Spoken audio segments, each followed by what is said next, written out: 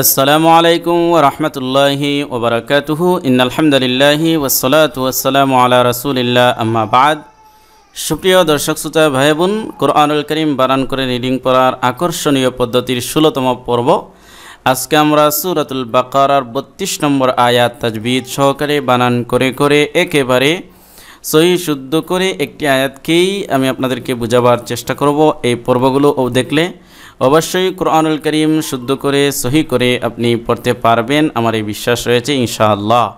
তো এই পর্বগুলো শেষ পর্যন্ত মনোযোগ সহকারে প্রত্যেকটা শব্দ কিভাবে আমি বোঝাই সেটা বোঝার চেষ্টা করবেন। তো আজকে শুরু করছি।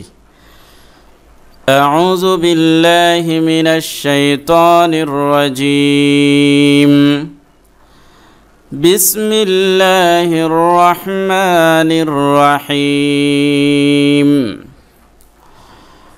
قالوا سبحانك لا علم لنا إلا ما علمتنا বানান قاف আলিফ জবর ক লাম পেশ লো قالوا জবরের বাম পাশে খালি আলিফ মদের হরফ, পেশের বাম পাশে জজমওয়ালা ওয়াও মদের হরফ, অতএব এক আলিফ হবে এখানে।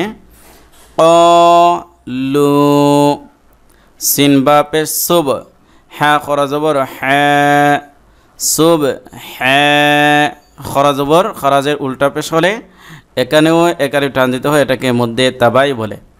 নুন জবর না কাফ জবর কা নাকা সুবহানাকা লাম আলিফ জবর লা আইন লাম জের ইল মিম জবর মা ইলমা লা ইলমা জবরের বাম পাশে খালি আলিফ মদের এক আলিফ টান লাম জবল্লা নুন আলিফ জবর না তিন আলিফ লম্বা করতে হবে এই জবরটাকে, কারণ হলো এই যে তীর ঢেউ ঢেউ চিহ্ন আপনারা দেখতে পাচ্ছেন, এই ঢেউ ঢেউ চিহ্ন এটা থাকলে তিন আলিফ লম্বা করতে হয়। লানা হামজা লামজের ইল্লাম আলিফ জবর লা ইল্লা জবরের বাম পাশে খালি আলিফ মদের হরফ এক আলিফ টান দিতে হবে। মিম আলিফ জবর মা জবরের বাম পাশে খালি আলিফ মদের হরফ এক আলিফ টান এখানেও। আইন লাম জবর আল্লাম মিম জবর লাম আল্লাম তা জবর তা আল্লাম তা নুন আলিফ জবর না এক আলিফ জবরের বাম পাশে খালি আলিফ। ওকে, আল্লামতানা ইন্নাকা আনতাল আলিমুল হাকীম। হামজা নুন জের ইন নুন জবর না ইন্না কাফ জবর কা ইন্নাকা ইন এই যে নুনে গুণনা করলাম আমি থামলাম এখানে, তেমে তেমে আমি গুণনা করেছি ইন। তো এই নুনে মিমের তাসদিদ গুণনা করা ওয়াজিব। নুন অথবা মিমের উপর যদি তাসদিদ থাকে তখন এখানে এক আলিফ গুণনা করতে হয়, এটা ওয়াজিব। হামজা নুন জবর আং তালাম জবর তাল আং তাল নুন সাকিনের পরে তা ইখফা কর, নুন সাকিনের পরে কি তা ইখফা কর, অতএব এখানে ইখফা গুণনা হবে, কারণ হলো তা ইখফার একটা অক্ষর, অতএব গুণনা হবে ইখফা।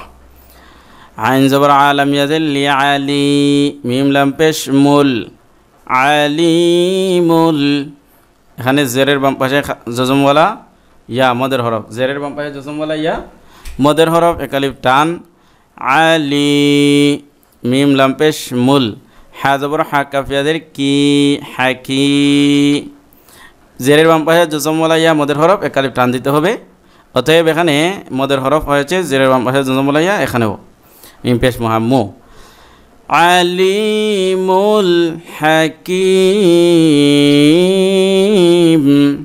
এখানে আমি তিন আলিফ লম্বা করেছি, কারণ হলো মদের হরফের পরে ওয়াকফ করেছি, মদের হরফের পরে ওয়াকফ করলে সেখানে তিন আলিফ টান দেওয়া যায়। ওকে, ইন্নাকা আনতাল আলিমুল হাকীম।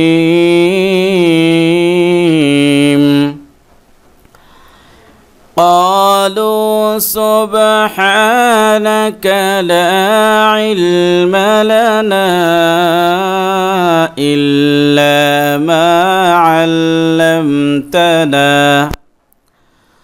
إنك أنت العليم الحكيم